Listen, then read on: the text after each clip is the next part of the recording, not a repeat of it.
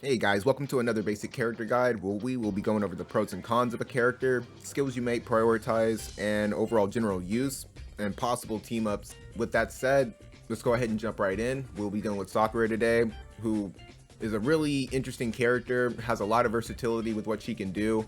So immediately looking at her skills, in her main job, she has an attack called Quick Thunder's Light, which is very interesting. Not only does it lower light resistance, it can also lower the lightning resistance of a target, as well as raising her agility. Very, very good skill, something that I would definitely never turn off. Rebel Intent being something that can remove courage, which is absolutely powerful in the meta, always leave on as well in a PvP setting.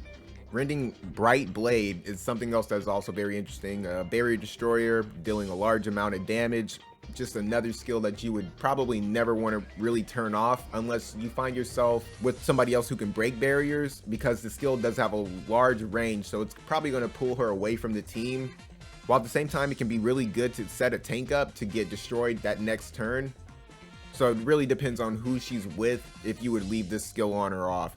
Now, dealing with her sub jobs, she does have Kododama Wielder, but I really don't find anything in here all that useful beyond maybe a Heart Like Needles and possibly Unavailable Pain, only because of the guaranteed hit. It doesn't deal a lot of damage. That's why I'm like, maybe you would possibly want to avoid evade teams or build for accuracy, things along that light. It can definitely be a skill that comes in handy and can possibly save you a game, depending on if she's the last one up or maybe the next one to hit. But personally for me, I feel like Red Mage is a lot more appealing. I feel like Resistance Break is something that's really good, dealing pierce damage. It's a 2-hit with 3 uses, and I feel like it's probably one of the stronger things in her kit, aside from the courage removal, and aside from her limit break. Lower Spirit, it can be very detrimental if you're running her with somebody else who's a magical user and somebody who's speedy that can keep up with her. But looking at her limit break, dealing a 3-hit, not only is this a possibility of breaking barriers on its own, depending on who's following her afterwards, more or less that person's going to be dead. Then we get into the cons of the character, as far as being easily killed, being extremely squishy. Even though she does come with innate defense with her master ability, it's really difficult to try and keep her alive. She can be built for low-end evasion, depending on the cards you have access to, but at the same time, I feel like if you're going up against an accuracy build, it's not going to be really difficult to try and get hits off of her. So it's definitely nothing I would rely on.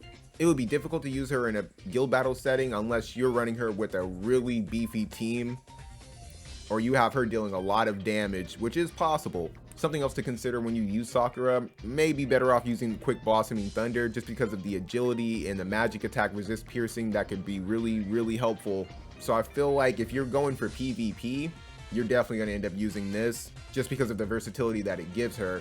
But with the variety that she offers, it would be very easy to plug her into a lightning team, very easy to obviously plug her into a light team. I still feel like she's somebody who would rely on a tank. She's not going to be able to take hits very well with no means of really helping her out unless you're using, once again, Halloween Ryu's TMR that gives a re-raise. Can really alter how you can use characters, and it gives them that extra survivability that they just may lack. That may be something that you may consider possibly using for her, but without it, I still feel like a tank would be necessary.